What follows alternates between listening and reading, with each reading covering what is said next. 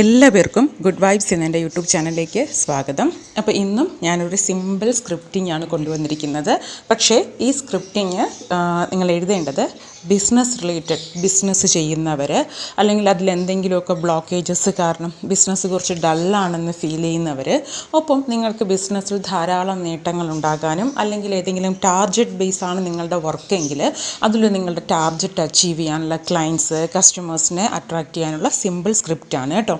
ഈ script 5 day സ്ക്രിപ്റ്റാണ്. നമ്മൾ 5 ദിവസം എഴുതി ലെറ്റ് ഗോ ചെയ്യുന്ന ഒരു സ്ക്രിപ്റ്റിംഗ് മെത്തേഡാണ്. ഞാനിപ്പോൾ അതുപോലെ ഇതിൽ യൂസ് ചെയ്തിരിക്കുന്നത് 3 അഫർമേഷൻസ് ആണ്, ഗ്രാറ്റിറ്റ്യൂഡ് അഫർമേഷൻസ് ആണ്. നമ്മുടെ ബിസിനസ് നല്ല രീതിയിൽ മുന്നോട്ട് പോകുന്ന രീതിയിൽ ഫ്രെയിം ചെയ്തിട്ടുള്ള 3 ഗ്രാറ്റിറ്റ്യൂഡ് അഫർമേഷനാണ്. ഈ അഫർമേഷൻ ഞാൻ ഈ പറയുന്ന രീതിയിൽ 5 ദിവസം എഴുതി നിങ്ങൾ പ്രാക്ടീസ് ചെയ്യണം കേട്ടോ. അപ്പോൾ വളരെ ഈസി ആയിട്ട് നമുക്ക് എഴുതി തീർക്കാൻ പറ്റും കേട്ടോ ഇത്. അപ്പോൾ നിങ്ങൾ ബിസിനസ് ഓറിയൻറ്റഡ് ആണ് നിങ്ങളുടെ ഫീൽഡെങ്കിൽ അല്ലെങ്കിൽ ടാർഗറ്റ് ബേസ്ഡ് ആണെങ്കിൽ ഉറപ്പായിട്ടും ഇതൊന്ന് പരീക്ഷിക്കുക. ഇത് രാവിലെ മോർണിംഗ് അല്ലെങ്കിൽ നൈറ്റ് ഒരു നേരം മാത്രം എഴുതിയാൽ മതിയാകും കേട്ടോ. മുൻപ് പറഞ്ഞതുപോലെ തന്നെ ഇതിനും ടൈം ലിമിറ്റ് ഒന്നുമില്ല, ഇത്ര മണിക്ക് എഴുതണം അങ്ങനെയൊന്നുമില്ല. ഒന്നുകിൽ മോർണിംഗ് എഴുതി കംപ്ലീറ്റ് ചെയ്യുക, ഇല്ലെങ്കിൽ നൈറ്റ് എഴുതി കംപ്ലീറ്റ് ചെയ്യുക കേട്ടോ. ഒപ്പം ഇതിനാവശ്യമായത് എപ്പോഴും സ്ക്രിപ്റ്റിങ്ങിന് ഞാൻ പറയുന്ന കാര്യമാണ്, ഒന്നുകിൽ ഒരു പ്ലെയിൻ വരയിടാത്ത നോട്ട്ബുക്ക് അല്ലെങ്കിൽ സെയിം വരയിടാത്ത ഒരു പേപ്പർ ആയിരിക്കണം. പേപ്പർ എടുക്കുകയാണെങ്കിൽ 5 ഡേയ്സ് കണ്ടിന്യൂസ് എഴുതാൻ പറ്റുന്ന രീതിയിൽ എത്ര പേപ്പറാണോ നിങ്ങൾക്ക് ആവശ്യം അതിനനുസരിച്ച് എടുക്കുക. രണ്ടും വരയിട്ടതാകരുത്. ഒപ്പം എഴുതേണ്ട കളർ എന്ന് പറയുന്നത് ബ്ലൂ പെന്നാണ് കേട്ടോ.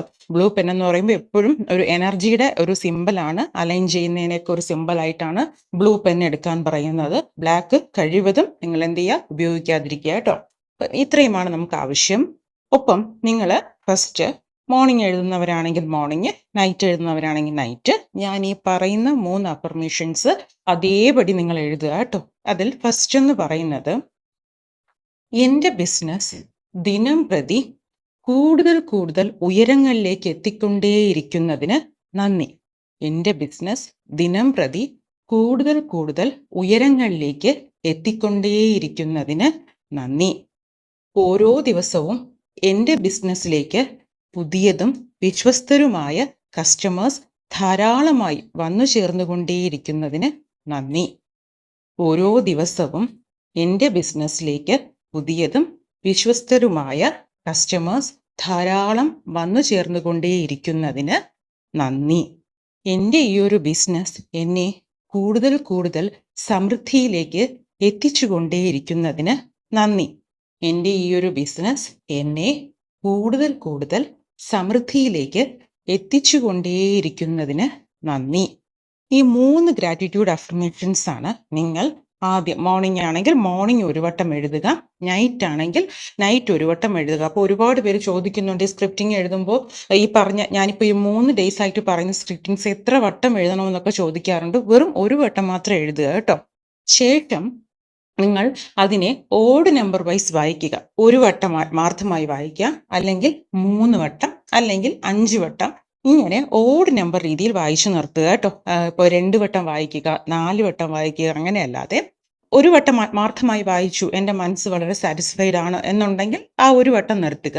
അല്ലെങ്കിൽ ഒരു 3 വട്ടം എൻ്റെ സബ് കോൺഷ്യസ് മൈൻഡ് എനിക്കൊന്ന് കൺവിൻസ് ചെയ്യണം എന്നുണ്ടെങ്കിൽ ഒരു 3 വട്ടം, അല്ലെങ്കിൽ മാക്സിമം ഒരു 5 ടൈംസ് ഇതിനെ നല്ല രീതിയിലൊന്ന് വായിക്കുക. നമ്മൾ എഴുതിയ ഒരു ഗ്രാറ്റിറ്റ്യൂഡ് അഫർമേഷൻ മനസ്സിൽ പതിയത്തക്ക രീതിയിൽ നല്ലോണം ഒന്ന് വായിക്കുക കേട്ടോ.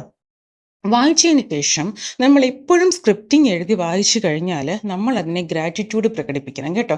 അത് നമ്മളൊരു എക്സ്ട്രാ കൊടുക്കുന്നതാണ്. കാരണം നമ്മൾ എഴുതിയ കാര്യങ്ങൾ ഓൾറെഡി പോസിറ്റീവ് വേർഡ്സും ഗ്രാറ്റിറ്റ്യൂഡും ഫിൽ ചെയ്തതാണെങ്കിൽ പോലും നമ്മൾ ഒരു വട്ടം കൂടെ ഒരു പ്രെയർ പോലെ നമ്മുടെ ഗ്രാറ്റിറ്റ്യൂഡ് എക്സ്പ്രസ് ചെയ്യുകയാണെങ്കിൽ പെട്ടെന്ന് നമ്മളൊരു റിസീവിങ് മോഡിലാണ്. നമ്മൾ എന്ത് കാര്യമാണോ അവിടെ എഴുതിയത് ആ ഒരു കാര്യത്തിൽ നമ്മൾ റിസീവിങ് മോഡിലാണെന്നുള്ളത് യൂണിവേഴ്സിൻ്റെ എനർജിയിൽ പെട്ടെന്ന് യൂണിവേഴ്സിന് അത് ഫീൽ ചെയ്യും.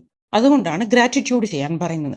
അപ്പോൾ ഈ ഒരു നമ്മുടെ ബിസിനസ് റിലേറ്റഡ് നിങ്ങൾ ഗ്രാറ്റിറ്റ്യൂഡ് പറയുകയാണെങ്കിൽ നിങ്ങൾ കണ്ണുകൾ അടച്ച് കൈകൾ കൂപ്പി പറയേണ്ടത്, എൻ്റെ ഈ ഒരു ബിസിനസ്സിൽ എനിക്ക് ധാരാളം വളർച്ചയും പ്രശസ്തിയും സമൃദ്ധിയും നേടിത്തന്ന ഈ പ്രപഞ്ചശക്തിക്ക് ഞാൻ നന്ദി പറയുന്നു എന്നാണ് നമ്മുടെ ഗ്രാറ്റിറ്റ്യൂഡ് പറയേണ്ടത്. നമ്മുടെ ബിസിനസ്സിൽ നിങ്ങൾക്കിത് ഏത് രീതിയിൽ വേണമെങ്കിലും ഫ്രെയിം ചെയ്യാം.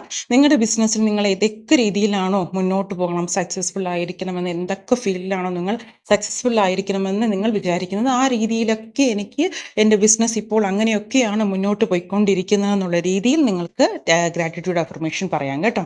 അപ്പോൾ അത് പറഞ്ഞ് 3 വട്ടം thank you universe, thank you universe, thank you universe എന്ന് എന്ത് ചെയ്യുക, മനസ്സ് നിറഞ്ഞ ആത്മാർത്ഥമായിട്ട് ആ ഫീലോടുകൂടി പറയുക കേട്ടോ.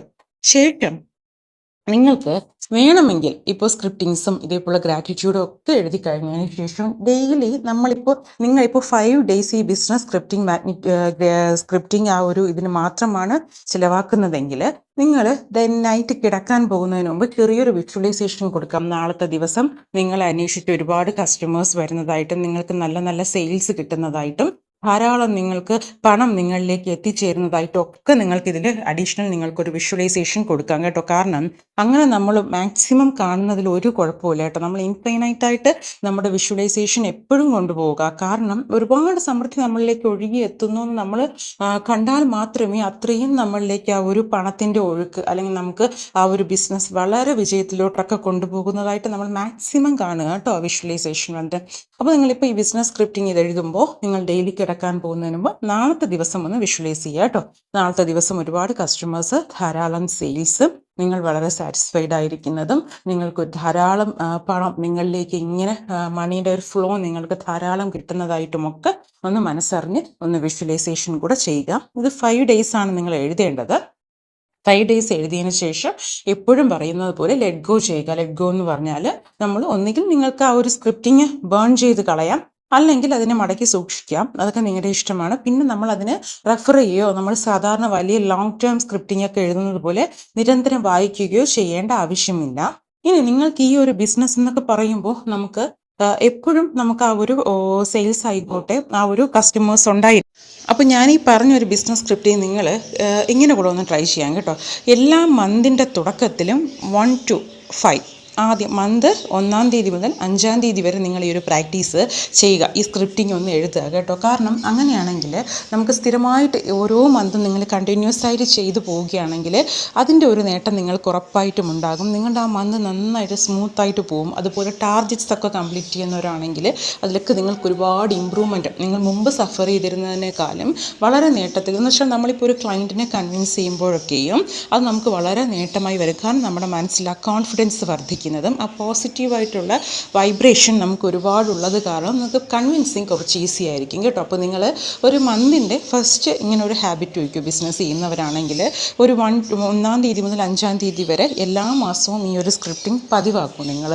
അപ്പോൾ അതിൻ്റേതായ ചേഞ്ചസ് ഉറപ്പായിട്ട് നിങ്ങൾക്ക് കാണാൻ സാധിക്കും കേട്ടോ. അപ്പോൾ എല്ലാവരും ഈ ഒരു പ്രാക്ടീസ് ചെയ്ത് നോക്കുക. ബിസിനസ് റിലേറ്റഡ് ചെയ്യുന്നവർ, ടാർഗറ്റ് ബേസ്ഡ് വർക്ക് ആണെങ്കിൽ അങ്ങനെയുള്ളവരൊക്കെ നിങ്ങൾ ചെറിയ ചെറിയ ബിസിനസ് ആയിക്കോട്ടെ വലിയ ബിസിനസ്സുകളായിക്കോട്ടെ നിങ്ങളിത് ആത്മാർത്ഥമായിട്ടൊന്ന് പരീക്ഷിച്ച് നിങ്ങളുടെ ആ ഒരു എക്സ്പീരിയൻസ് എങ്ങനെയായിരുന്നു എന്നൊന്ന് പറയുക കേട്ടോ. ഒപ്പം ഈ വീഡിയോ ഇഷ്ടമായാൽ എന്നെ ഒന്ന് ഫോളോ ചെയ്യുക. Thank you so much.